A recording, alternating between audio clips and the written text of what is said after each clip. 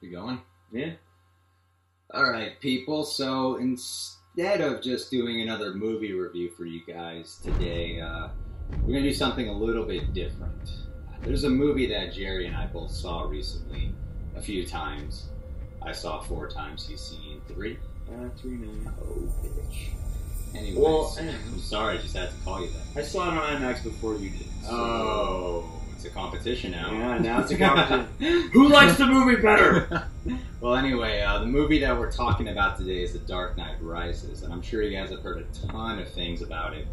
But since, you know, Jerry and I are in the film business, per se, we come across more people who seem to hate the movie than actually love it, which is weird to me because I'm actually, I'm just going to point out some numbers here, you know. I'm a big fan of the website RottenTomatoes.com.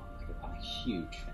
I remember when I went on it, I don't have the actual numbers in front of me, but if you go to www.RottenTomatoes.com and you type in The Dark Knight Rises, you're going to see that over 200 critics, which include a lot of very big critics like Roger Ebert, Richard Roper. Did you have to think of that? Yeah, I forgot his name for a bit. Like the show that you've only watched like every day since you were a kid. Well, anyway, you got people there. The main critics from Time Magazine, Washington Post, Hollywood Reporter, LA Times. You got some very big critics on there, very respectable critics. And the film itself, from my understanding, has an 87%. 87% out of 285 reviews. That's a lot of people liking the movie. On top of that, this is the biggest movie review website on the planet right now. Well, I don't know about the planet, certainly America. Well, because it's a catch-all for every other review site that's marginally to totally legitimate. So yeah, it's all here. Yeah, definitely. And I remember seeing a very big number, that said over 400,000 audience members that decided to chime in and give their opinion on the movie. And out of over 400,000 members, it got a 92%, meaning 400,000 people. And I'm bringing this up because I've had a lot of people tell me that most people don't like this movie. But when I'm seeing that the majority of the biggest critics are really digging the movie, and I'm seeing that over 400,000 people who are members of the biggest movie review site in America are liking it, I think it's safe to say, and on top of that too, it's making more money than The Dark Knight, and I think that's an important fact, because with a movie like this, when a movie sucks, it'll show in box office numbers. Yeah, like good word of mouth is key, and I mean this is a movie that already has a built-in audience to an extent, but that business, like, it could have easily underperformed from The Dark Knight if people really thought it was poor in quality. Exactly. But it's making more money than The Dark Knight. And I'm not saying that it counts for it being better, because I certainly don't think it's better than The Dark Knight. I think The Dark Knight is the best in the trilogy. As a matter of fact, I think Batman Begins overall is better than The Dark Knight Rises. But just because the previous installments are better does not take away from this film being great. That's my personal opinion. I actually don't know what Jerry thinks of the order of this trilogy, which ones are his favorite from greatest to least favorite, but that's my personal. Do you have a list yet composed? Did you get your feelings together on that one yet? You know, I haven't really composed a ranking just because I've never been that guy who's like, I'm gonna put them in an order, unless it's, for some reason I'm always fascinated to know, like, if it's like Friday the 13th movies, then I'm fascinated. But in this one, it's one arcing story. So, I mean, there are things I love about each of them. And I guess, see, it's been a while since I've seen Batman Begins. I think like the least issues can be brought up with The Dark Knight in a sense. So I might go on the record and say that's probably like the best overall film. But there are definitely things about The Dark Knight Rises that I love and that impacted me in just a completely different way. Yeah, you know, so, like, I feel that The Dark Knight Rises is not my favorite movie of the trilogy, but it certainly has some of my favorite moments when you encompass the whole trilogy. And I don't even know if we were clear on what we're doing. But, we're basically going to go after the haters. We always have... We're going to take a little bit of a stand tonight. Yeah, we're fighting back. We're rising.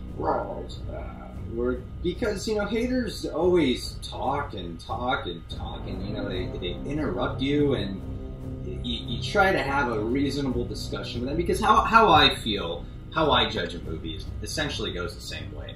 I watch it, I try to understand, you know, what they're going for, and I see how my feelings are reacting towards it, and I go based off that, because movies are supposed to be an emotional experience. And don't get me wrong, I find a lot of flaws with The Dark Knight Rises, but here's the thing. When I look at my list of what I love about The Dark Knight Rises, and compared to the flaws I find, the flaws I find don't really affect my emotions enough to make me not like the movie. Yeah, they're overshadowed by they're overshadowed by greatness. Things. Yeah, exactly. Like, one thing I'll give people that I find to be, I've seen it 4 times, and each time I'm like, who the fuck is this person? Catwoman's blonde friend. You never know who she is. You never find out anything. I could try to justify it, but at the end of the day, you really don't know who the bitch is. You want to, but you don't know who she is. And they never tell you, and there's never an explanation. She seems to be there just to ask Catwoman questions, so we can learn a little bit more about Catwoman at the time. Which is fine, but like I said, you know, some people are hating on the movie because of reasons like that, but she has, like, in total, what, 2 minutes of screen time? See, that to me, I don't know, I guess for me, like, that was almost a non-issue, because it just seemed like, oh, that's just some extra that's just a small additional detail in the Catwoman's life. Like, oh, she's got a partner. Like, a lot of Master Thieves have a partner, some kind of accomplice. That's what that's all I didn't even want anything like that. I was just like, oh, that's cool, and now we're moving on. Like, it wasn't even a thing to follow. It's just funny how some people find that, like, something small like that to be a flaw. And it is a flaw that you don't know who she is. In my personal opinion, it is a flaw that you should know a little bit more. But at the end of the day, do I really need to know who this person is? Yeah, it's like your comprehension of the movie and the emotional impact does not hinge at all on who Catwoman's sidekick is. Exactly. She just took that guy's wallet. We don't know anything about her. How do we feel about the fact that she stole this dude's wallet? It's like the main character is Catwoman, and obviously Catwoman's the leader of this world. She's clearly the sidekick. So just let it be. Let it just let go for a second, and watch the other 2.5 hours of experience in front of you instead of holding on to a few little details, you know? Well, see, that's the thing, is like, when you really like something, like, I get it, you know, because some people are like, well, you know, you like it, so, you know, you're forgiving. But at the same time, while it's easy to forgive when you like something, it's also easy to overly nitpick things when you don't like something, and this is one of those movies that's set up for that. Like, if it's not immaculate, and, you know, since there's all this hype and stuff, it's like, the second you start finding problems, then people start looking for any little problem they can. And a lot of the issues people constantly bring up are just like Catwoman's accomplice. It's like they're inconsequential when it comes right down to it. You know, it's not about the bigger meanings of the story. You know, one thing that I have to acknowledge too with this film is, you see, when The Dark Knight came out, no one was comparing it to Batman Begins. No one expected it to be as monumental and as different and as crazy as that movie is. Because Batman Begins is about Batman and then all these other people who are in support to the Batman story. Whereas opposed to The Dark Knight, a lot of people were comparing it to crime films like Heat. Multiple line drama stories it's a crime tale, more so than a comic book tale. It's a completely different film. And that is what Nolan did with this one. He made, again, another completely different film. But The Dark Knight seemed to be so impactful that people wanted to see The Dark Knight again. And those that didn't get more of The Dark Knight seemed very upset with this film. Yeah, because, you know, you write off Batman Begins, and that was sort of like oh, cool, like, Batman's back, this is a really neat take. And then, you know, they're going to make a sequel, and everyone's like, oh yeah, I like Batman Begins, I'm going to go see that. And then once everyone saw The Dark Knight, and it was insane, and everyone freaked out, then immediately leaving that theater, you're like, when's the next one coming? How's it gonna, like, eclipse this in terms of how amazing it's gonna be? Oh my god, like, it's one of those movies that's set up for difficulty right out of the gate. I mean, but don't get me wrong, I can actually see why people are comparing it to The Dark Knight and Batman Begins, not just because they were impactful. This is the first one in the trilogy that seems similar to the prior installment. It seems closer to the prior installment than The Dark Knight was to Batman Begins. See, it feels. I sort of. To me, it seems like it took like all the principles and the ideas from Batman Begins come full circle, combined with the actions that happened in The Dark Knight. You know, like Batman Begins, it is mainly about Batman, and then you got a bunch of other characters. And then Dark Knight, you got an ensemble story. Yeah. Dark Knight Rises takes it more back to the Batman story again, about it being a Batman movie. Because to me, honestly, The Dark Knight doesn't feel like a Batman movie. I'm not saying that in a bad way. It's a compliment, because it's a multiple-line story. So it's great that you're feeling like all these different characters, where some people are walking out going, Commissioner Gordon's actually my favorite. You know, and some people really like the Joker, obviously. Yeah. In this one, it's what I appreciate about it. He seemed to borrow both elements. He seemed to be telling a Batman story again, backed up with an ensemble. Mm-hmm. It's like Batman plus ensemble, not Batman a part of the ensemble. It's Batman plus this ensemble. Yeah. And they got the terrorist feel again of the Joker, but a whole new kind of terrorist. Bane's different, and people seem to, and obviously people are going to compare the villain of Bane to the Joker again, but they're supposed to be different. Yeah, you know, especially if you can't. We live in a world now where we can't have Heath Ledger come back and be the Joker again. Yeah. Why do you want somebody else to come do the same thing? Like, let's get a new guy and see what he can do. You know, because all the villains, you know, in a comic book, if you have multiple villains, they shouldn't all be copies of each other. You know, because then that would be very boring. And you know, before we get into this, because what we composed was a list of some of the biggest objections, and I just got to say that the reason why we decided to do a podcast was because you can't talk with haters. you just can't. You try to. What happens is they bring up an objection. You logically defend that objection based off of details from the movie. Yeah. For example, one of the objections is, why does Bane wear the mask? And let me tell you right after that, there are very specific moments that pretty much lay it out for you of why he wears the mask. But you tell the haters it, and you'll tell them dialogue, yet they'll be like, it just wasn't right. It just doesn't work. Yeah. And I don't get how I'm supposed to argue with, it just doesn't work, it just doesn't right, when you started this debate off of a logical judgment. And now I'm trying to, it's like, let your mind grow. Let your mind expand. Just because you saw it and that was your initial feeling, you know, sometimes you gotta dive deeper with a 3-hour film. Every scene is generating an emotion towards the audience. So sometimes you do gotta dive deeper into your emotions. Well, and that's the other thing that I don't understand about people hating on this film especially. Because, you know, it's like, people hated big on Avatar, but Avatar is a self-contained idea, at least as of now. Mm-hmm. This is the third installment in a series that people love, like, people are fanatical about. And I'm constantly left feeling like, if you love The Dark Knight and Batman Begins as much as you say you do, if you love what Nolan did, if you love those characters, if you love those stories, why are so many people so not willing to give The Dark Knight Rises a second chance? It's like, you saw The Dark Knight 6 times. Why are you saying one and done with The Dark Knight Rises? Don't you want this experience to be good? You know what I'm going to take a little chance here, because I don't know how people respond to this.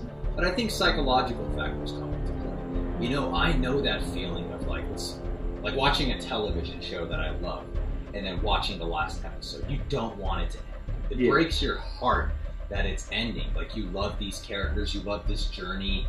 It's a fantasy, it's an escape, it's a world. And when it ends, it's like life, you know? Sometimes someone's going to be moving out of town, and you don't want to treat them so nicely because you have an emotional defense up because you're really going to miss them. Yeah. So I feel like people would rather hate it than actually love it because they don't want to say goodbye. Yeah. I'm not saying that for everybody. I'm saying I think there are people out there who are probably responding to the movie in that type of fashion because it's not as flawed as some people are making it out to be. Yeah. I'm telling you, there are flaws I agree with. Absolutely. Yes, without a doubt, there are serious flaws I agree with. But like I said, how can those moments take you away from the hours of footage you saw? It just doesn't make any sense to me. Yeah. This is another thing about this movie that I think is different from the other ones is there's a lot more symbolism going on. Mm-hmm. Like, you really got to pay attention. Like how you say, I say it, you got to watch it like 2 or 3 times. Well, because for me, like, each experience I got a different thing. It's like the first time was all the broad strokes, you know, enough to understand the story. The second time was all the fine details. And there were a lot of moments where I was like, oh, it's that guy, and this is what they're talking about. I get it all now in a finer detail sort of way.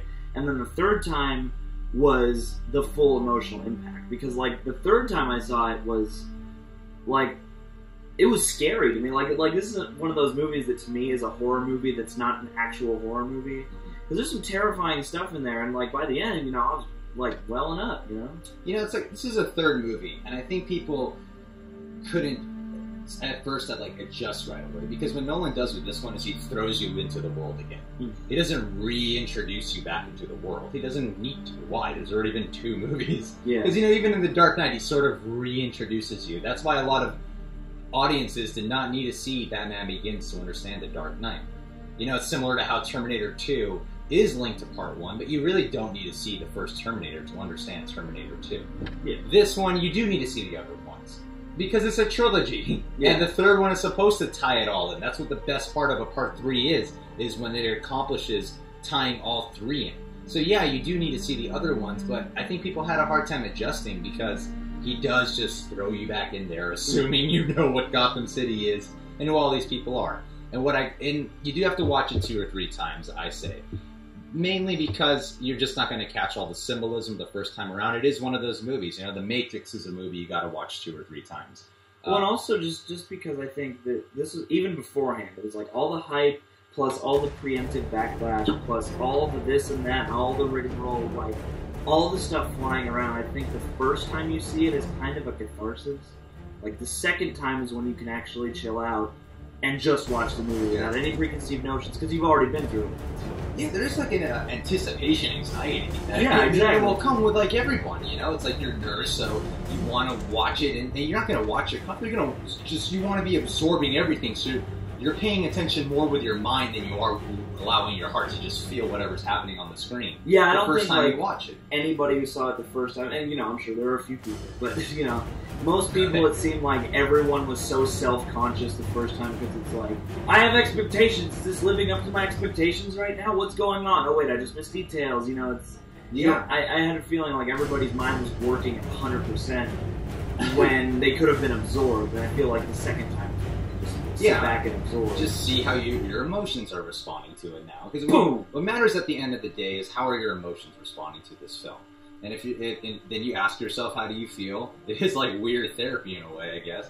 But that's just it. If you like, people go too technical sometimes, I feel. While there are important things that you do got to keep there, like story arc and characters and stuff, there's obvious technicalities that you got to keep in there. But Nolan doesn't define, like, completely wipe them out like some people are claiming. That he's just disobeying things. And so what if he's trying something different? So what if it's a film you gotta watch 2 or 3 times? Some people object against that. I personally love a film that I could watch over and over again and get more out of it each time. I hate it when I watch a movie that I adore and I love it, and then I watch it a second time and I'm like, it was better the first time. Yeah, right? It's so rewarding when you're like, wow, I didn't even notice that. It's like, it's like this is an intellectual movie that caught, you know, someone told me specifically it should be a movie then where everyone gets it. Well, I'll bring you back to the Rotten Tomatoes consensus and the audience consensus. It seemed like a lot of people got it. Most people got the fucking movie.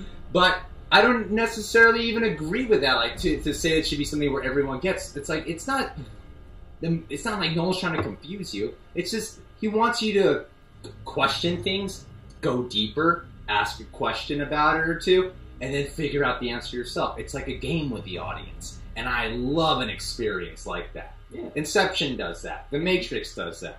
Now, here's what I'll say, though.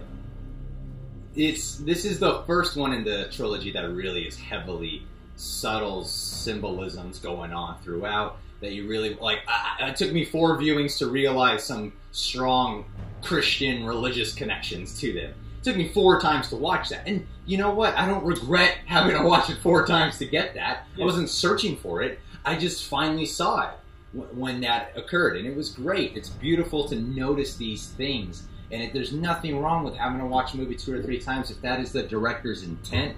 And I know for sure that was Nolan's intent for this particular movie. Those are his favorite kinds of films. Well, I mean, I get on a basic logical level the argument of, like, yeah, you can't expect people are going to go out of their way to see something twice. But think about it also think about it like if you made a movie, wouldn't you want people to watch it more than once? Like, I don't think any director sets out to be like, oh yeah, just see this once, and then you don't have to buy it. You know, you don't have to go again. You don't have to have the DVD. Even from a studio point, you're bringing up DVD. Even from a studio point of view, it's like, why wouldn't you want to make a movie where audiences are going to want to watch it twice? Yeah. You know, rather than just, I loved it so much, I'm going to go watch it again. What if you end up liking it and then you want to know more about it? You feel like, oh, I want to catch more details next time around. But what I will say, for all the haters, is this film, because of the previous 2 installments, I don't think a lot of people go in there with their mind ready to look out for a bunch of subtle symbolism. I will give them that.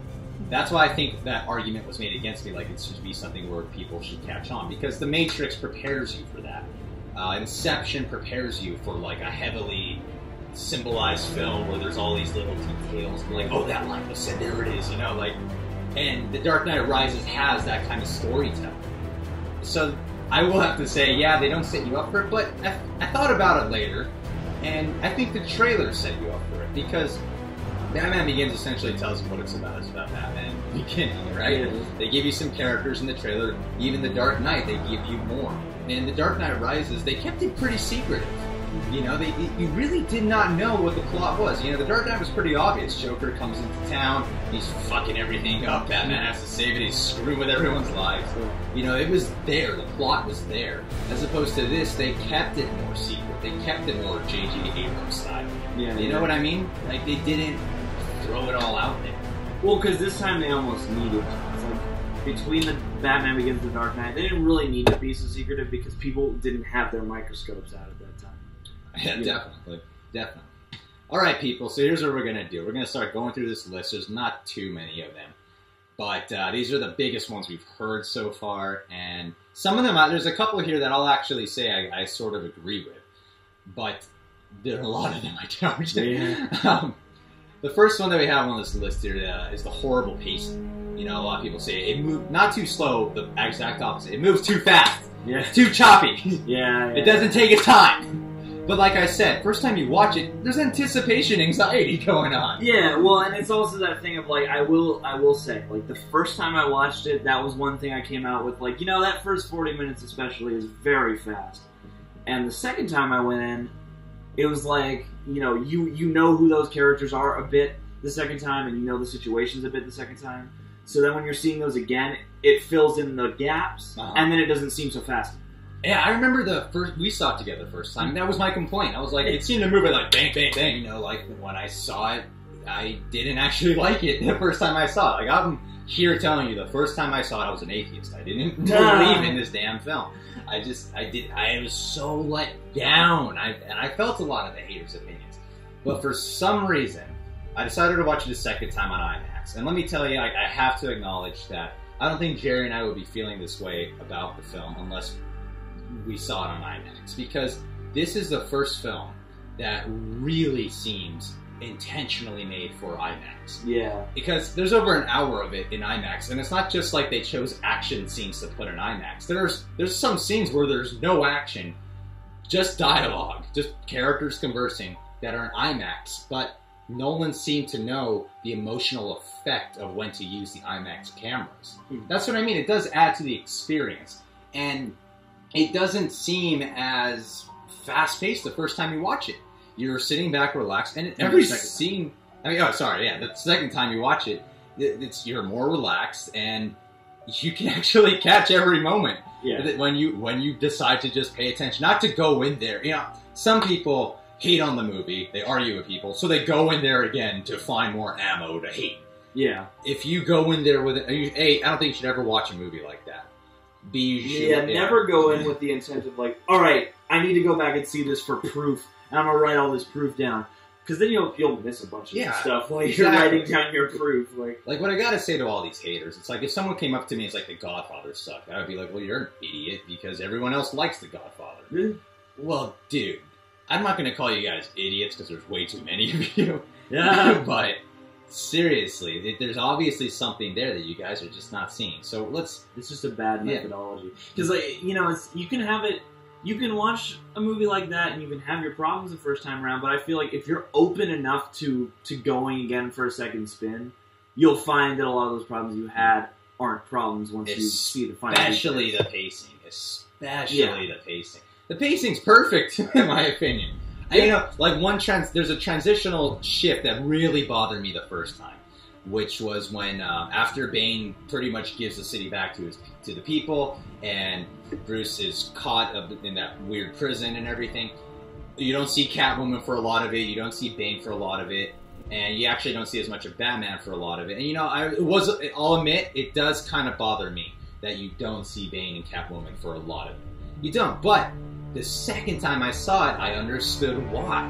Because he's giving it back to the people. The whole point of that is to see how the people run the city. That's the point of it. And so it's focusing on the people. And with the cops that are still fighting, they are the symbolism for what Batman's fighting for. The whole time in this trilogy, everyone's like, Batman, what are you fighting for? There's no good in Gotham. Gotham sucks the biggest, fattest balls.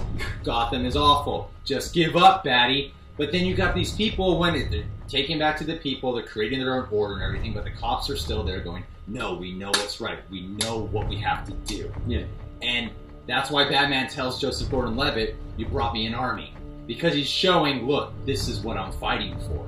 Yeah. So that even though you don't see them, which is a problem for me, as I like those characters and I wish we did see some. Because when they come back in the finale, it is like, oh, we're you guys this whole thing. So it is distracting a little bit, and I felt that if you did see more Bane in those moments, that last fight would have been more impactful. It was impactful to me, but it would have been even more impactful.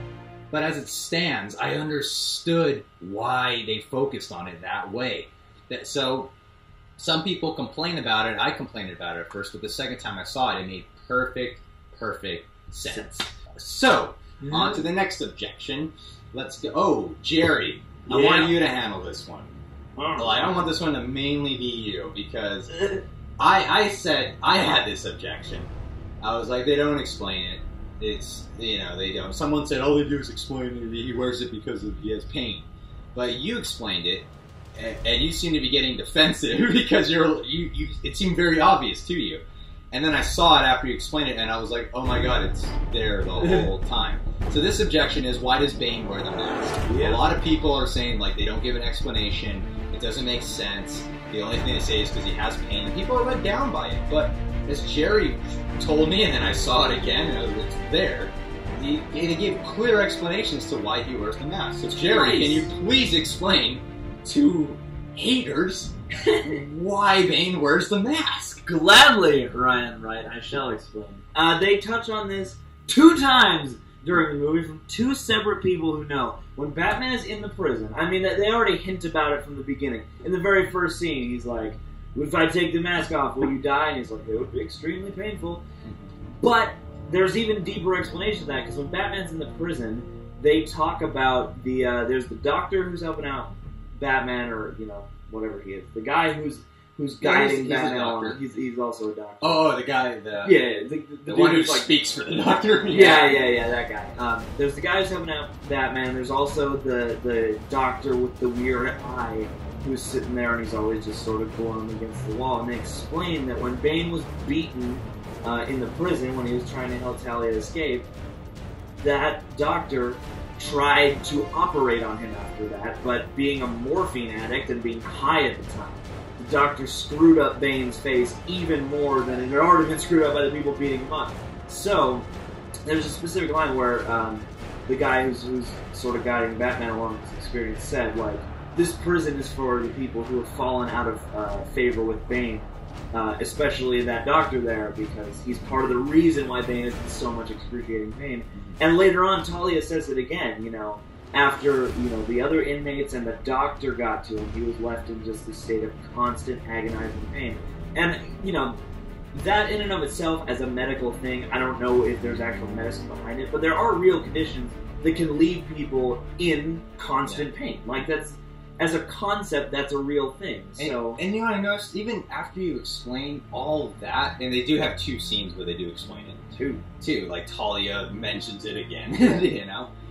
Even after you explain all that, people still want to know more. It's as if everyone who saw this movie is studying to go to medical school. And they want to know... I want to make my own Bane mask. Yeah, and like, what if a patient needs a Bane mask one day? It's silly how we see people who just want to know unbelievable details that are not necessary to know. You get a scene where Bane, before masks, is getting thrashed on by a mob for trying to save the little girl. He's getting beaten. You can assume that's probably why he wears the mask. All you have to know is damage was done to his face. Mask helps with the damage. Plain and simple. Why go any deeper?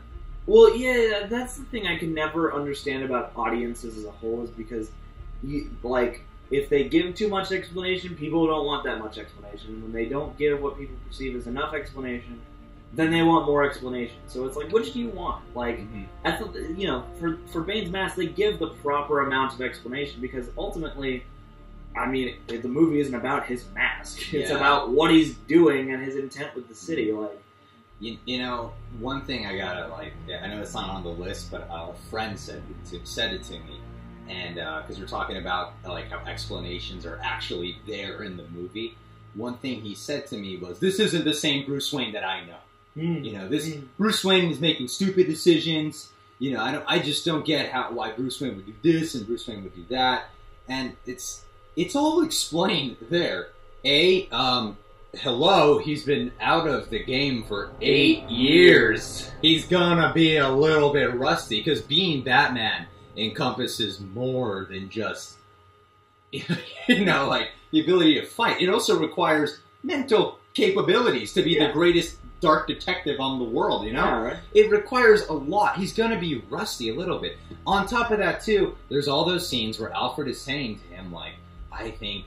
Alfred's pretty much saying, it seems like you want to die, Bruce. Yeah. It seems like you want to go out there and have someone kill you. And it's very evident that subconsciously Bruce Wayne is probably hoping for that. Yeah, it's like you perceive that your purpose for living is gone, even subconsciously, and people in those situations make choices that will go to their destruction. Yeah. It's called, people will self-abuse themselves. People will cause harm to themselves.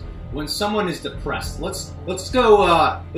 People want to talk about the humanity of Bruce Wayne. Okay, so guy sets out for years to, in a way make his parents proud, becoming Batman and try to establish a symbol, but all he managed to do was create a lie. And so now this person he created, Batman, is known as the biggest terrorist that got away. Yeah, he killed Gotham's White Knight. And he developed this lie. This happened, and along the journey, he lost the love of his life. He is an empty, depressed human being. I've given you everything of myself, and people don't like Bruce Wayne because they think he's just a spoiled playboy. People don't like Batman because he supposedly killed Harvey Dent. No one appreciates what I do. My love is gone. The only person I have is my butler. He's been empty since his parents' death. Yeah. This guy's depressed. Of course he wants to die. Of course he's not going to be thinking straight. If you ever see depressed people or anxious people, they don't think straight. They make irrational decisions. It only makes sense for Bruce Wayne to keep fucking up and keep making mistakes and throwing himself into situations where he shouldn't be doing, or being drawn to people like Catwoman. People who are, when people are damaged, they're also drawn to damaged people. So Catwoman, this damaged, lonely girl who, and the only person who sees more, the whole point of Batman and Bruce Wayne is that he sees the light in Gotham that other people can't. People like the League of Shadows can't seem to see. So with Catwoman, that's a big symbolism as to why he's probably trusts her and befriends her, because despite the flaws, despite the betrayal, he can still see there's more to her than just the bad. He can see this is all created from repressing bad shit of what she grew up with. He knows there's good in her. Well, and there's also, again, it's almost sort of subtle, but there are story details that go to show why he would keep giving her chances, because they make it clear she's not just a jewel thief. They establish reasonably early on that she's doing these crimes and stuff like that to support herself, you know, and to get by. But what she's trying to do is buy her way to the clean slate so that she can start a new life. Yeah, and he knows that. Yes. He knows that she wants to start a new life. Because the closer he gets to her, he sees the condition she lives in. You know, she's not living large. You know, she's on the underbelly of the city. She's trying to start anew, and that's something that he probably identifies with because, you know, up until a certain point, he can't. You know, she's going for a similar thing to what he ultimately has to learn to go for. Like, I know that Bruce Wayne is not a real detective, but he's considered, like, in comic book world, the greatest detective, right? The Dark Detective. A lot of people have these different detective names for him. As a detective, you're supposed to understand the psychology of people. Yeah. So why wouldn't he understand the psychology of people? He's not like everybody else who just sees someone for what's on display and goes, that's who they are, they're a bad person. He'll try to look deeper. Well, and that's the thing is, like, they have that whole talk at the ball that Miranda Tate is throwing when they're dancing and stuff like that, and it's clear that she's not just a petty thug, like a petty thief. And the whole time she's hating on Bruce Wayne because she thinks that Bruce Wayne is a spoiled billionaire brat. But then she learns in that moment where, you know, Batman's getting his ass kicked by Bane, that's Bruce Wayne.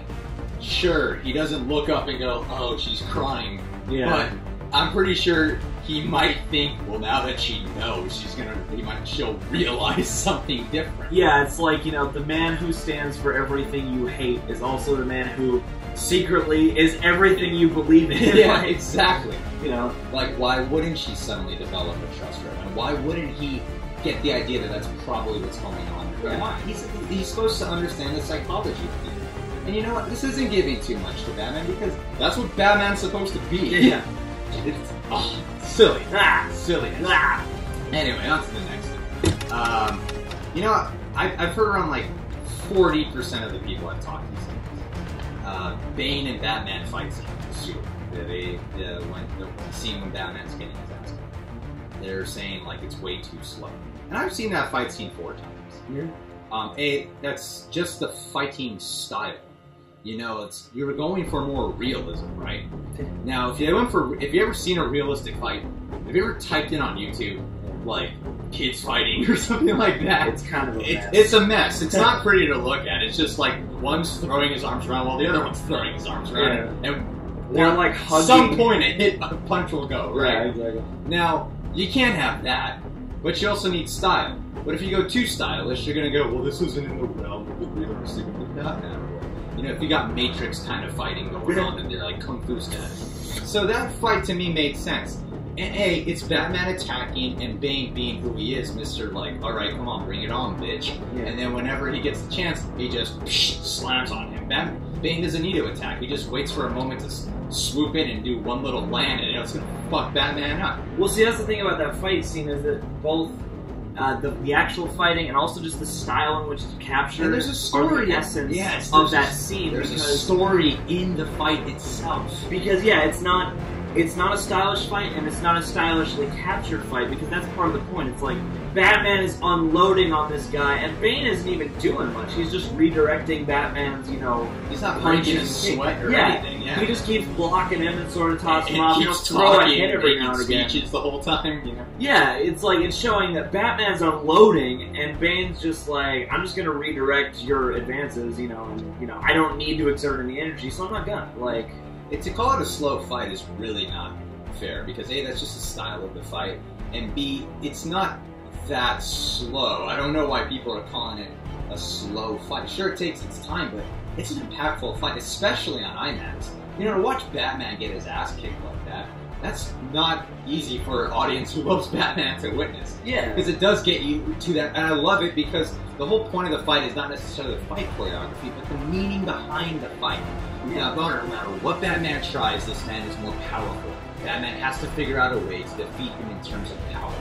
Yeah, I mean, if this was a fight for fight's sake, then it would be flashy and it would be all big and cool.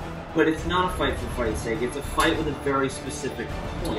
Yeah. And it correlates perfectly with the next fight scene that they have. It's like 2 different stories being told. In the first fight, Batman is this guy who practically just wants to die on the inside. Yeah, he's just going in with all guns blazing, just, throwing out all his energy, going in head first without looking around. He's fighting like a rookie in a lot of ways. But then in the final fight, Bruce Wayne has finally accepted all these things about him, including fear. He's accepted who he is, and he has a whole new kind of confidence, which is why he can fight. That's the, some people say, I heard one person say, like, what's the point of that whole fight? Why didn't you just worry about taking out the dude? Why did you have to fight Bane? Well, A, because to obtain Trigger, and B, the audience wants that fucking fight. Because at least up until that point, Bane he sees Bane as the main aggressor. Yes. Like, you gotta take down the kingpin of the operation. Yes. Because it's like, he can't just go find the Trigger, because you better be damn sure, like, if he does that, if he just goes for the Trigger, Bane's gonna find him and try to stop him anyway. A fight's gonna happen. Exactly. People. What's next? It doesn't make sense, it says, it doesn't make sense that Batman recovered so fast after getting his back broken, I guess, and it took him 5 months to recover. Well, Jared, you want to start us off? Sure. Yeah, I mean, I get the idea.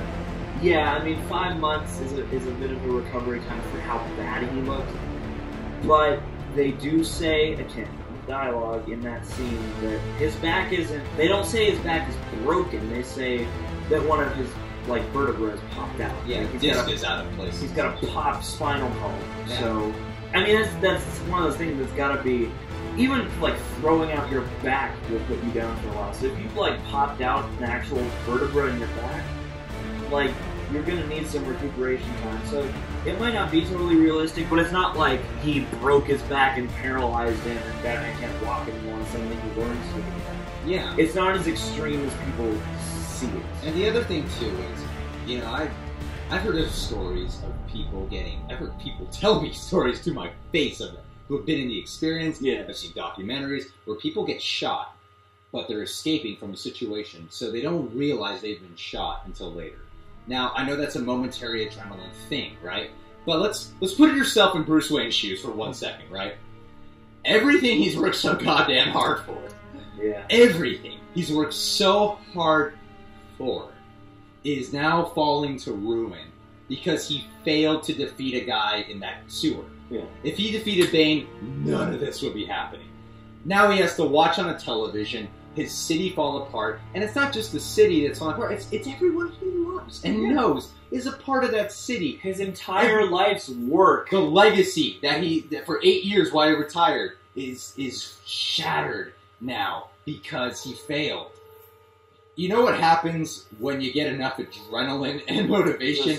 Anger and motivation. You begin to ignore some pains that you got going on. Yeah. Sure, if this guy was hospitalized at fucking St. Joseph's Hospital or something, it might take him 1.5 years to recover. Sure. But when you got this much motivation and adrenaline going, you learn to ignore the pain.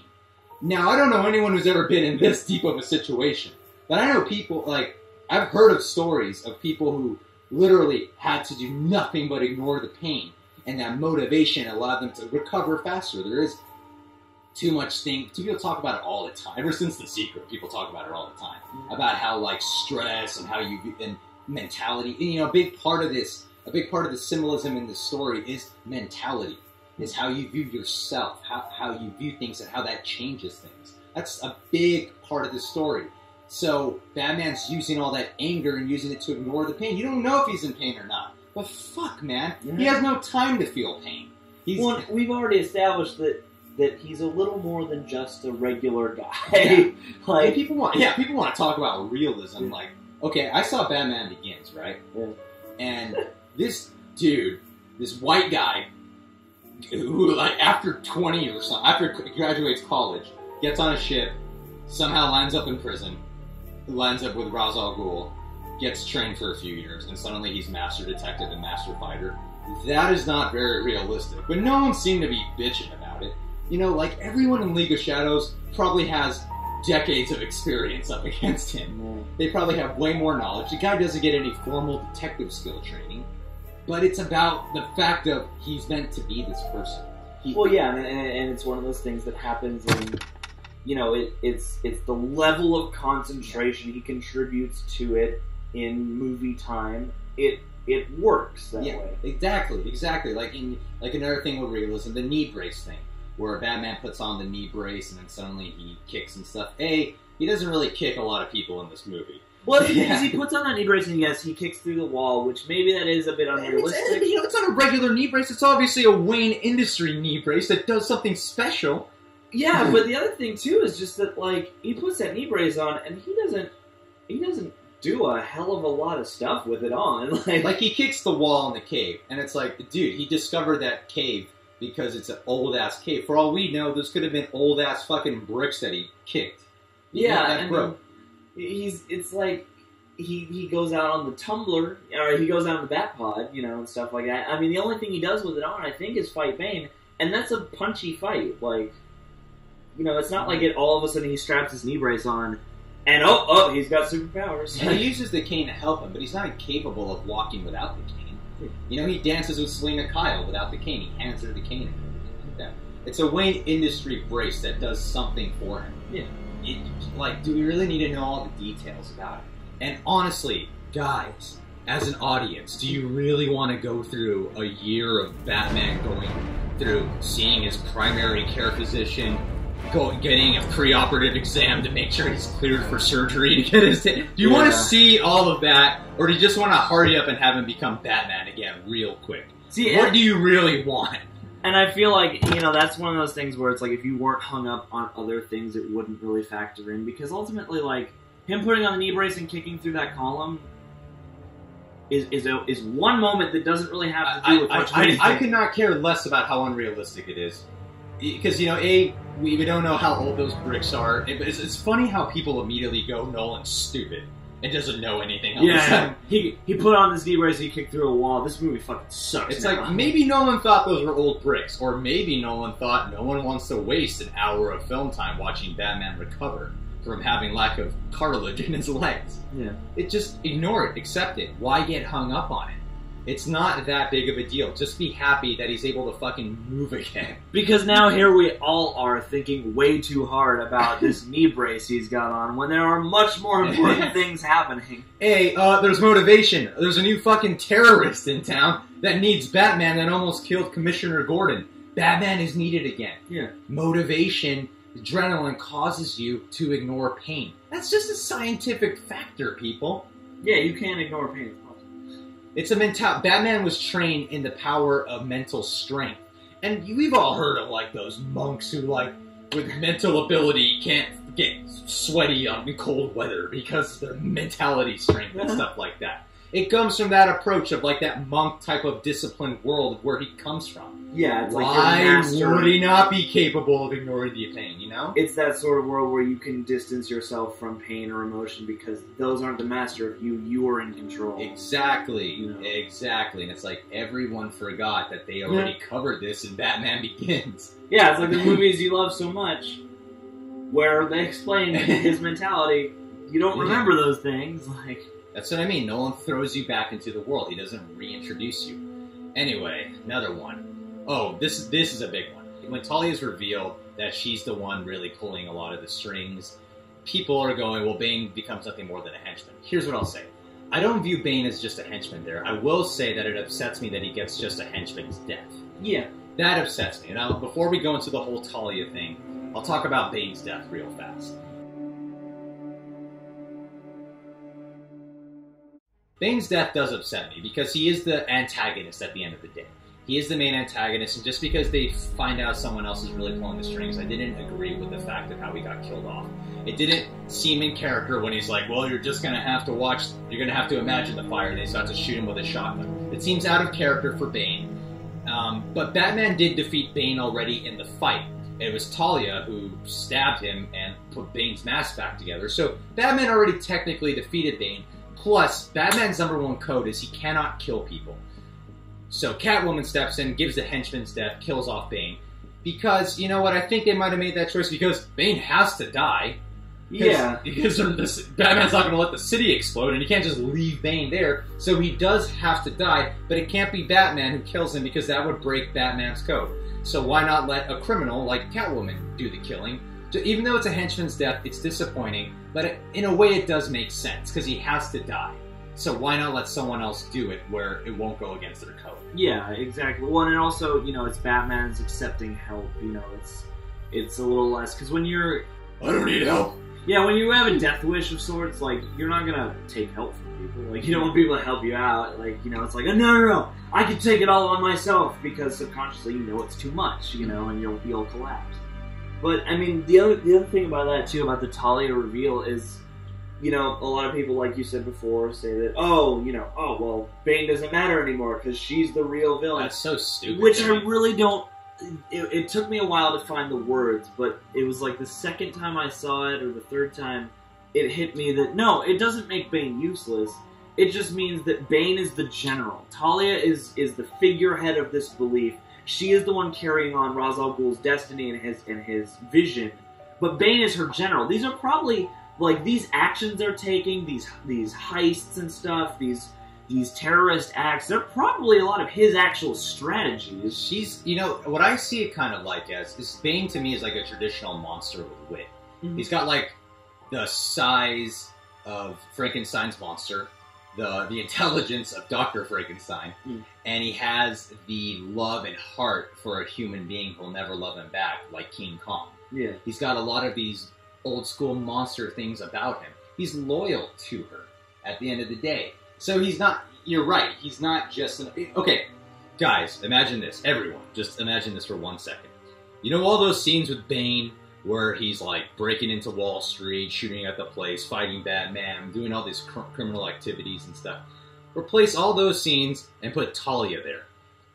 I don't think any of that would have happened. Yeah, that wouldn't have got People would be like, why don't we just shoot this little girl? You know? Yeah. And plus the other thing too is, Talia, some people are getting upset about Talia, you know, because I've read the comics, not all of them, but I have read a lot of Ra's al Ghul comics, and Talia is a big part. She's like this obsessive bitch who's like a creepy, loyal daughter to Ra's al Ghul, and she's obsessed with Batman at the same time. So she's a much bigger part. But we got to accept facts here. This is an adaptation. It's like this.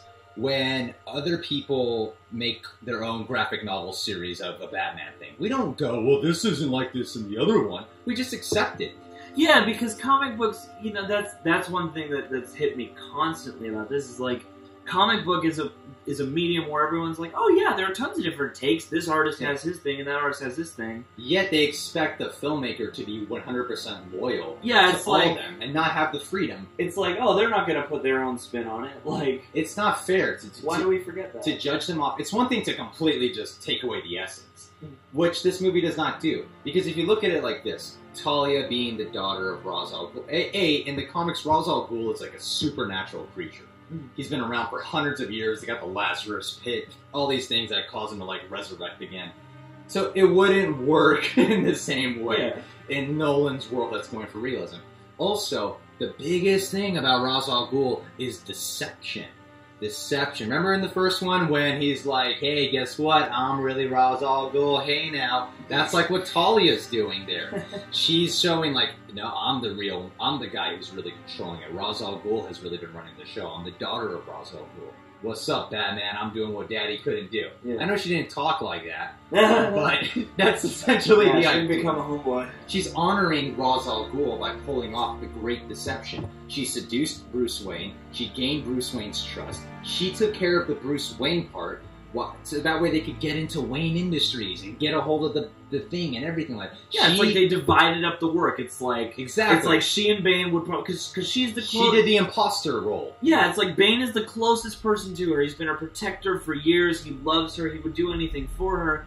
He's also clearly very intelligent. They probably planned a lot of these things together. Talia is doing her part. Bane has his strategies and his actions and the things that he's supposed to do.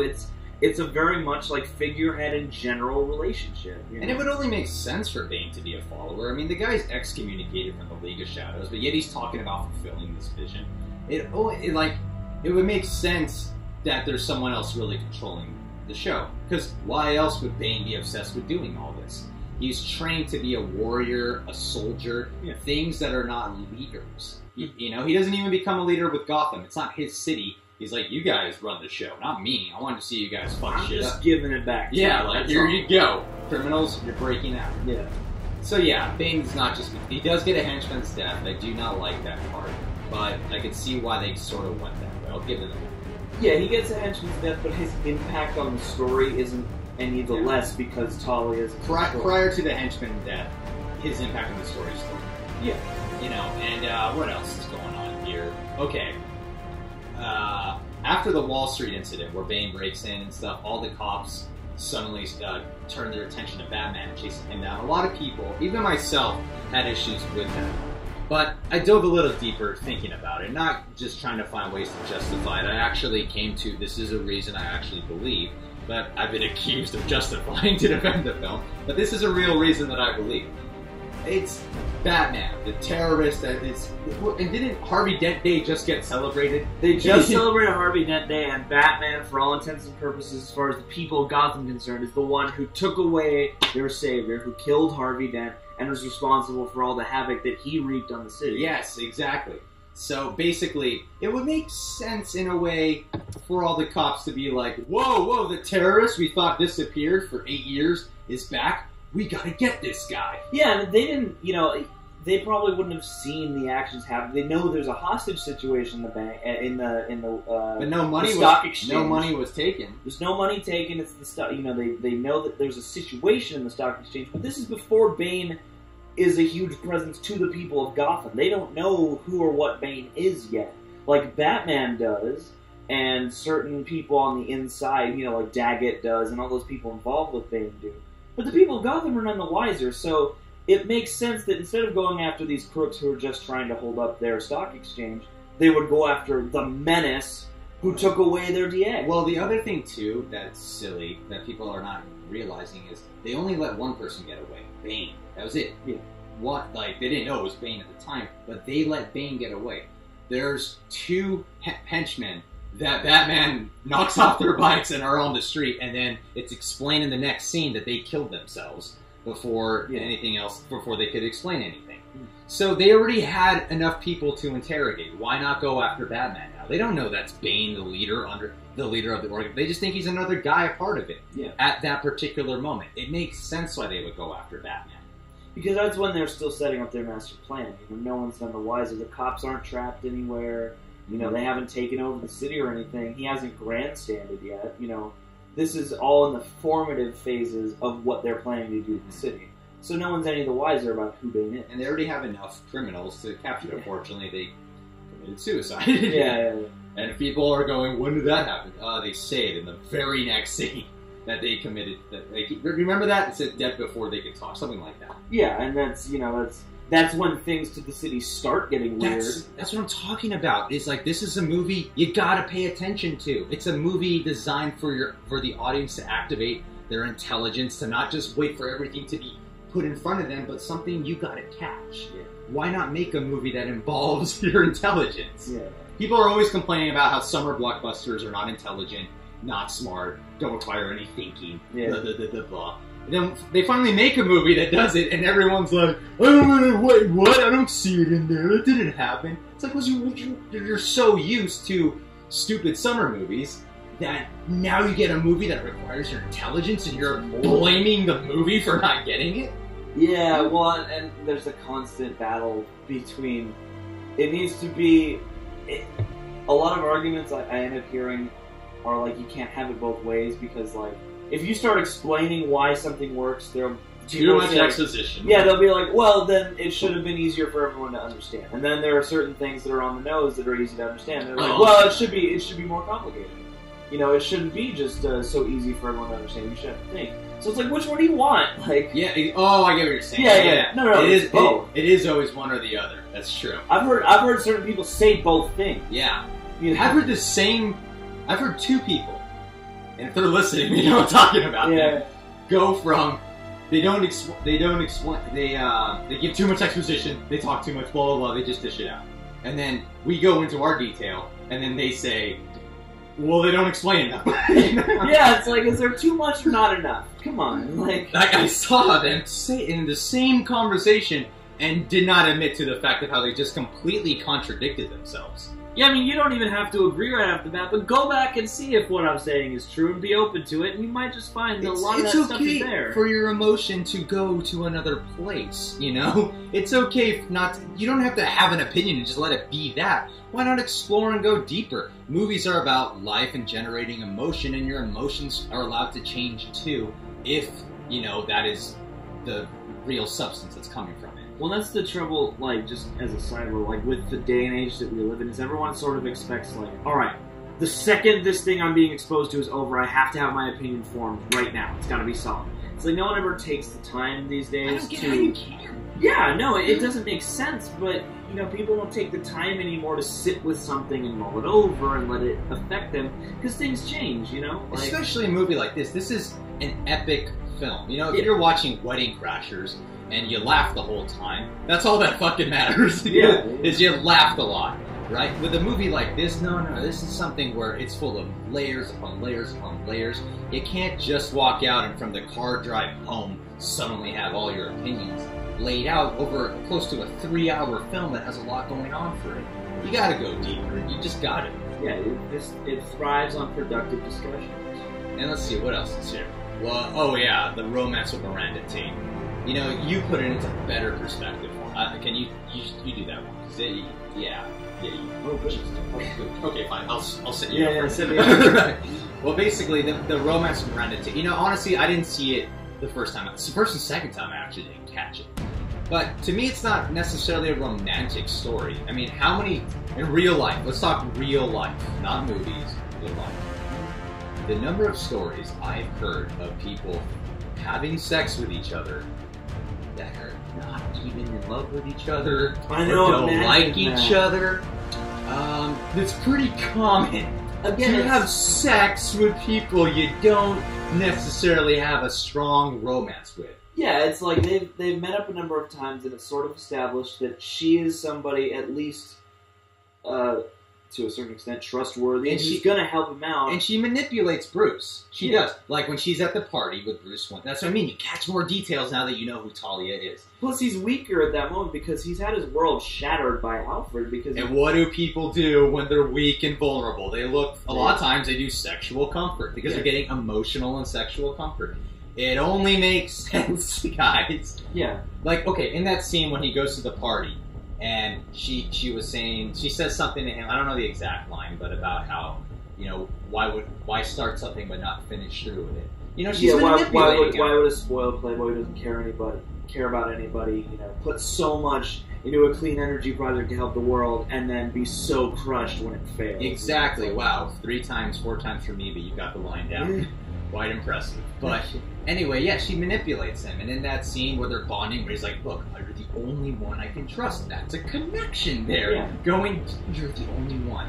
And it's a woman, an attractive French woman, saying, you're the only one I could trust to guard this thing. So I want to give you control of my company. Yeah. That's a big trust. And then she's out with him in the rain and stuff like that. Why do we have to see all these things? Why can't we just assume that when you put the pieces together, that it makes sense why they would have slept together at that moment? That's another one of those things that the first time kind of feels rushed. You're like, okay. Like, you know he's supposed to really be with Catwoman. Yeah. So they keep more of a romantic chemistry going on with them. It would have been annoying if we got a triangle love movie like Spider-Man 3 or something like that. It would have been annoying if it was that. It's better to keep it up what it was. Because at the end of the day, we know that it's really about Catwoman, of who he's going to end up going with. What else do we see here? Gotham sending 90% of their police force into the sewer. I wanted to keep that on there because I agree. No idea why they would send the majority of the police force under there. It makes sense for dramatic effect in terms of storytelling. Like, oh my god, all the cops are there, and there's only a few cops not in the sewer. It doesn't make sense. So haters, here's me going, yes, I agree, but I don't remember watching the movie going, I want to see more of the cops. I don't remember doing that. I mean, that's one of those scenes. I'm gonna jump on this not in full like gung ho. Like, no, it makes complete sense, but the third time, I think it made a bit more sense because they're in Gordon's hospital room, and whatever his name, Matthew Modine is there, and he's like, you know, I'm sorry I didn't trust you. Like, we keep sending people into all different parts of the sewers, and they keep coming back unsuccessful. And there is that moment where Gordon's just like, damn it, I want this guy found, flood the sewers with cops, just storm them out. So it might not be a smart, it's, you know, to put all your cops in the sewers, not necessarily a smart decision, but at least in the moment of the movie, I got it because, you know, Gordon is in a position where he's like, well, the guy just attacked, kind of unraveling. He just attacked the stock exchange. Yeah, he attacked the stock exchange. Gordon's in the hospital because of this guy. You know, they're doing stuff in the sewer. He's clearly a terrorist. Yeah, it's like, just flood the sewer and do it. And whether or not that holds up as an intelligent decision, you know, it might not. At the end of the day, who the fuck really cares to see any of those cops? You do see, in The Dark Knight, you do see a certain level of kind of mania with Gordon, just flashes here and there. Like, he's trying so hard to do everything he can. And, you know, sometimes... Well, that's why I love Gordon, because he's at conflict constantly. Because he, you know, like Batman, he doesn't have the advantage of going against the law. Yeah, it's like, I bought the decision coming from him, in a way. Like the third time. See, I just choose to accept it. I know it's ridiculous, but again, it wasn't something to deter me away from all the other things. Sure, it's a fault, but... What I'll say is that, yeah, even if it's a faulty plot point, I didn't... Ultimately, I ended up not really questioning how it came to be. Even if it's not a smart idea and you wouldn't want to do that, really, I bought it in terms of like, well, I can see why he made that call, even if I don't agree with it. And, okay, so this one, speaking of like Gordon and Bane, someone said, how did Bane get Gordon's letter? I've heard people actually explain this. When did he get the letter? Watch it another time. Yeah. There's a clear shot that lasts a few seconds. Yeah. Of Bane opening the letter that's folded. It's clearly multiple pages. It's clearly the same letter. People seem to forget the scene. Gordon goes in the sewer. Bane captures Gordon. And he grabs the letter, and then they unfolds it. They show him looking through it, and then Gordon rolls into the water, and they are shooting at him. Yeah, everyone forgets that scene. The whole reason he's in the hospital is that moment. And what I will say, though, you know, about Gordon, one thing that disappointed me, that let me down, is it seemed that they sacrificed a lot of Gordon, like, because Commissioner Gordon's great in Batman Begins, and he's even better in The Dark Knight.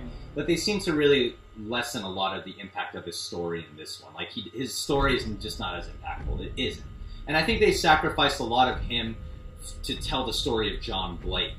And John Blake's story is more important for The Dark Knight Rises. Well, yeah, because the problem with Commissioner Gordon in this movie is that a lot of his stuff is aftermath. It's all the white lies set in place are coming apart and coming back to bite him, and there's talk a lot at the beginning of the movie about how he's not relevant anymore because it's not wartime now, and you know he's made some poor decisions in Gotham's best interest, but still they're coming apart now. So he has a very sort of aftermathy kind of story, whereas John Blake's story is not to be punny, but you know, is a rising. It's Gordon's story is kind of descending now, and Blake's story is rising. Well, I was let down by the lack of emphasis on Gordon, because, you know, he has a very big emotional story in Part 2. Yeah. You know, he really, even in Part 1, you really feel for him. Yeah. And in Part 2, like, you really feel for the guy. You know, they get his family involved and everything. But in this one, they do go over a lot of what you just discussed, and I do agree, but still, that I'm looking for the emotional impact, and it doesn't get there, you know? That's the one thing. For sure.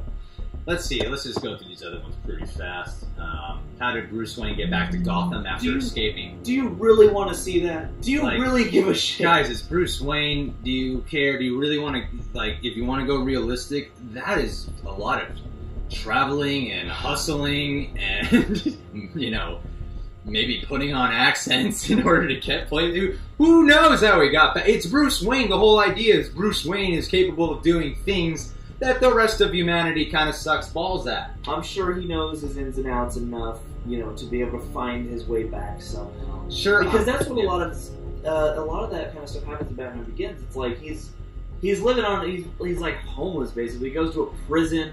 Yeah. And then he gets out of that, like, Ra's al Ghul takes him out of the prison. But, you know, he's wandering around and stuff like that. He's clearly very world smart. You know, I'm sure he can find his way back.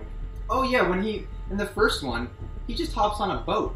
Yeah. And then wherever it lands him, he just starts stealing stuff and becomes a criminal. And that's how he ended up Ra's al Ghul. Yeah. He knows how to be a land warrior. He can scavenge if he has to. It makes sense, you know, like, who knows how he did it. Sure, maybe it's not the most logical or realistic in terms of everybody else, but this is Bruce Wayne / Batman we're talking about. Well, and with all the other, this is another one of those things I feel wouldn't be an issue if other things weren't issues people were having, because there's a thing that we forget about, and it's not a fully, like, solid argument, but, you know, movies exist in movie time. There are certain things that people choose to or not to show for impact, and the impact of seeing him climb to the top of the pit, and then the next time we see him, he's in Gotham, that's an impact. If we watched him come back, we wouldn't care. It's supposed to be like, oh, our savior's back. That's that moment with Catwoman where she sees him, and, you know. Like, it's movie magic,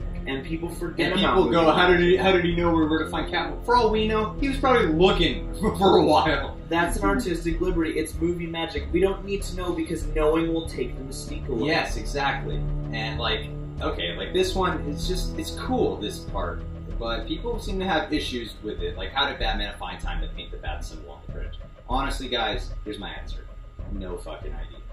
Don't know. All I know is it's a movie about symbolism. Sure, he probably in real life, even in real life Batman world, would not have been able to find time to do that. But it's the idea of a symbol showing we're back. Like, symbol is it's a symbol. That's the point, is the symbol. Part of it's like, how did he do that? It's like, it's bigger than the man. It's like, this is the symbol of justice and right in this city. And somehow it's here.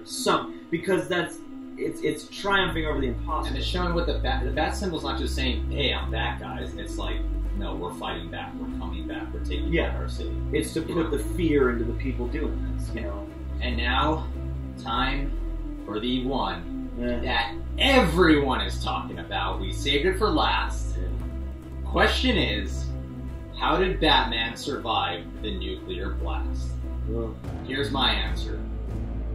There's a lot of possibilities to how he could have been killed and how he could have, survived. There's a lot, believe it or not. What's funny is when you give to haters tons of possibilities to how he survived, they automatically go, nope, nope, nope. No, it doesn't make sense. Nope, Nolan's stupid, he didn't think it through. You know, Nolan's the guy who made Inception, The Prestige, Batman Begins, The Dark Knight, Insomnia, Memento. I'm sure that one of the many reasons we could come up with of how he possibly survived, Nolan probably thought of that. So let's go. So this one we're going to spend a while on. So let's go through some of those reasons. A, like what you pointed out, that ship, the Bat ship, that thing is traveling like super ridiculously fast. Yeah. And the bomb is attached to it. Even if he, ejected from there 4 seconds ago, he's underwater. For all we know, Batman might have had some type of protective gear suit on. Who the fuck knows? Well, think about it. Like, most times when you see, like, water is all cohesive, so if you see something explode in the air, it might push the water downward, make a ripple or something, but it's not like the explosion also happens underwater. How many times have you seen something explode and people jump into nearby water to avoid being hurt by an explosion? Like, that's a thing. The bomb is above water. It's above water. I would understand if the bomb dropped into the water and Batman was there. Then I would be like, yeah, I don't get how we survived it. But think about the regular cruising altitude of an airplane. It's like, aren't you like 30 miles in the sky or something? Yeah, something like that. I might have to fact check that so as not to sound stupid, but like if you're flying in a plane, you are miles above the ground. Just a regular plane, Batman's plane is like a super jet. It's like you're flying with Iron Man, Yeah, so it's probably accelerating very fast forward, and it's also probably very high above the water, especially when he gets out over the open where there's not stuff to crash into anymore. It's probably full steam ahead. It's so funny how people say about possibilities that we come up with are just when at the end of the day, he is alive in the last scene. Yeah. So there must have been something that allowed him to survive, and maybe Nolan thought of one of these many ways. It's just entertain this idea. He puts it on autopilot, which they establish later that he fixed. He hits the eject button when he gets a certain range away from anybody who could be in danger. He hits eject, falls in the water. The plane doesn't stop going forward the second it happens. The plane keeps going forward. So there's already more and more distance created between him and the bomb. Plus, it's many miles up in the sky. It's many miles forward. It's very possible that it would have been pretty far away. You know what's funny? If people got that scene where Batman gets out of the ship and everything like that, no one would be fucking, you know, we could give them all our scenarios, they would film that, and then people would be satisfied. And then there would be no movie magic. That's my point. There'd be no impact. Because the idea of it is the meaning behind the death, of how Batman sacrifices himself for the people in front of everyone to witness. So that way they all know Batman sacrificed his life for us. And when you see him again later, it's months later. You don't know if Batman was injured from that or anything. It's months later. He might have had to go through some type of recovery or something like that. Who the fuck knows?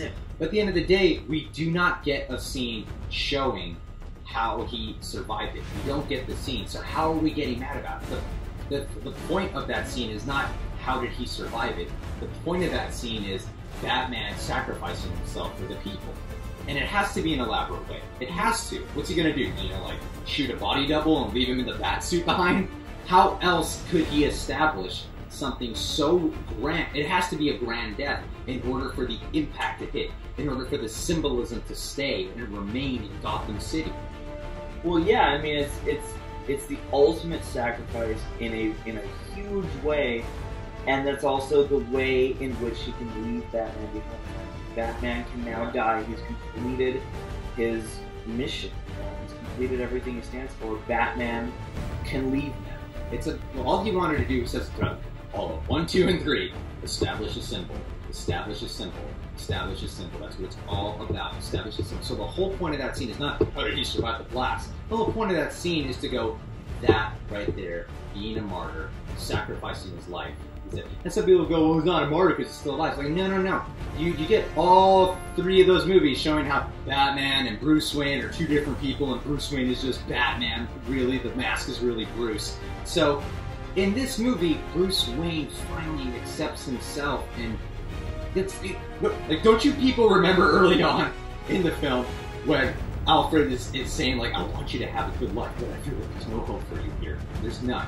That ending scene is beautiful because he's showing that Bruce Wayne has finally moved on. Yes, Batman is dead. Batman is gone. But Bruce Wayne gets to have a life now as a human being. Well, that's the thing, is because Batman completes his mission, he sacrifices himself, he saves the city from the worst, kind of catastrophe. Batman is dead. That creates closure for a lot of characters, but the one character who doesn't get closure out of that is Alfred. And so you have that scene in the end, partly to show, like, yes, Bruce has finally accepted himself and is moving on, he's having a real life with somebody. But also, that gives closure to Alfred now, because finally that's what he needs to be completely satisfied and tied up, And I was telling this to you yesterday, but I think it might make a lot of sense. I'm not here to go on Christian, but a lot of directors and filmmakers tend to make a lot of allegories to the death of Christ in a lot of their movies and stuff. A lot of films do. But I think this film heavily does. If you really know the story of Christ, there's a lot of that. Like Batman sacrificing himself for the people, and then at the end of the movie, it's like he's resurrected. And who else but sees him but Alfred, who in a lot of ways is the symbol of doubting Thomas. Because you know how remember in the, I don't know if you know the story. Yeah, I know the story. Thomas was he's known as Doubting Thomas until he sees Jesus again. Put my fingers in the wrist holes, and then I will believe. He sees him and believes. Alfred lost all hope in Batman and Bruce Wayne. He lost all hope, and that's why he left him behind. Because he lost all hope. And then at that ending scene, when he sees him, not only was the Batman role fulfilled, but Bruce Wayne's life was fulfilled. Alfred now believes. You know what I mean? It is like a Doubting Thomas role. And in a sense, can I go for it, please? This is exploration. That was the only part of the of that allegory that I wasn't quite on board with, only because I got a bigger thing from Alfred than just I don't believe, I need to see it to believe, like I don't believe in what you're doing. I got more of a sage like, no, you're going about this wrong and I can't support you anymore because you're not right. And I kind of see it as being different from Doubting Thomas, whereas Thomas was just like, I don't believe this miracle that requires faith, not proof. You know, it's with Alfred, it's like, I can't save you anymore, and the only way for me to help you in any way is to leave, because now you can't rest on me. I don't support what you're doing because you're sick, you're not right, you're not doing this the correct way. Well, I looked at it as he stopped believing in it. You know? See, I saw a wisdom there. I felt, oh really? Yeah. What I felt in that moment. You see, guys, Jerry's not right or wrong, and I'm not right or wrong. It's just a difference of opinion. Yeah. Like, what I saw in that scene was a man who lost all hope, and he did it, and he'd feel too hurt to stick around and watch Bruce Wayne die. I think there's that too. Left, you know? I think that's a piece of it, because I think, emotionally that does hurt him. But there's also that sense of, like, you're trying to kill yourself. I can't support you doing that. And the only way for you to learn the movie's not, is for me not to help you. It's not exactly ripped from the Bible, you know? I'm just saying that out of all the figures, like, I saw it as that when I was watching. I wasn't reading too much into it. It did seem like a Doubting Thomas moment to me, where he sees resurrected Bruce Wayne, and it's like his faith is restored again. Because when he's seeing Thomas Wayne and Martha Wayne's coffins, he's like, I'm sorry, I failed. He's locked. He's dying on the inside now. But now his faith is restored again. So that's what I saw. I mean, you can't be too obvious about the allegories, you know? That's actually, I had forgotten to factor that in. And I see Bane as Pontius Pilate, going up there saying, like, I let you people choose. That's totally Pontius Pilate in there. And in John Blake, continue on the legacy. That's like Peter building the church and everything like that. I surprisingly know a lot of Christian stories. And what else was there? I don't exactly know how, but I sort of saw the cops, because there wasn't that many. I don't know how many of them there were, but they looked like the apostles to me, continuing to fight for Christ, in a way, while Christ was being held captive. And in a way, Catwoman's like Mary Magdalene in some way. Do you see it? Yeah. I mean, I don't know how she's like Mary Magdalene. But kind of like she's this bad girl. I don't know if it's intentional, but I see the character. Yeah, I don't know if he's going for this. Maybe, but that's what's great about this movie. It's open to interpretation. And that is what's awesome. And I don't care if you don't think that. That's what I feel. That's my interpretation. You might link it to some mythological story about Greek mythology or something. Well, that's an idea I've touched on before. There are a lot of these types of epic tales. Like the story of Christ has a lot of those elements. Stories emulate those ideas, because in a lot of ways, when you look at the story of the New Testament stuff, it is a story that it has those sort of ideas. Oh, and speaking of Talia, like I've heard this said a lot. I've heard it used in movies, like the greatest deceit the devil ever pulled was convincing the world didn't exist. And so when Talia stabs at that moment, like no one was suspecting that she was the real honcho going on there. So it is like pulling the greatest deceit, deception. So I do see a lot of it. I'm not saying it's correct or wrong or anything like that. I'm not saying like, yeah, for sure. But it's a cool thing to ponder, But anyway, guys, we've been talking for quite a while. Thank you for letting us rant about how we feel about The Dark Knight Rises. If you guys want to dish out more objections, and obviously we're the kind who'll be like, yeah, we agree, or yeah, we disagree. So if you want to dish out more objections, go ahead, comment, and it's worth our time. We'll respond back. Just make it constructive. Make it worth our time, please. No more vitriol. I heard one person say there should have been more people in the football stadium. Oh, I remember that. Do you remember that? Oh my god. And this person really felt that. The reason why The Dark Knight Rises sucked is like, well, unless this was a preseason practice game, there would have been more people at Gotham Stadium, so, major plot hole there comes nowhere. The reason why we created Reasons to See was to show that just because there's problems with a film does not make it, doesn't mean we like all films. Like, there are certain films, like, I hated Rock of Ages. I did. Because when I looked at the list of what I liked about it and what I didn't like, I realized Rock of Ages sucks. So that's my point. Is sure there are flaws, but there's so much other great things in this movie, and a lot of these objections, if you explore the movie, you'll realize objections are not even objections anymore. they're in the movie. There are a few big ideas that stand for discussion, but a lot of the objections I've heard, good, half of them, can all be remedied in a simple, oh, there's that line of dialogue. Like, just, okay, like when it's on DVD, I'm going to find a hater and go, what's your objection? Let's go to this. yeah, That's all I'm going to do. Let's take it chapter by chapter. Because we read a list of 100 things that sucked about The Dark Knight Rises, and then I saw the movie again a couple days later, and it was literally like, oh, there's that objection gone, there's that objection gone, there's that objection gone, there's that one gone, you know, like, a lot of them are flimsy. And you know, I've heard objections too, and then I watch it and I go, actually, I didn't even see that objection, but I actually see it there now, and I actually agree. So we're open-minded individuals, so please feel free, and thank you for listening, guys. This has been Caters, Why We Love The Dark Knight Rises.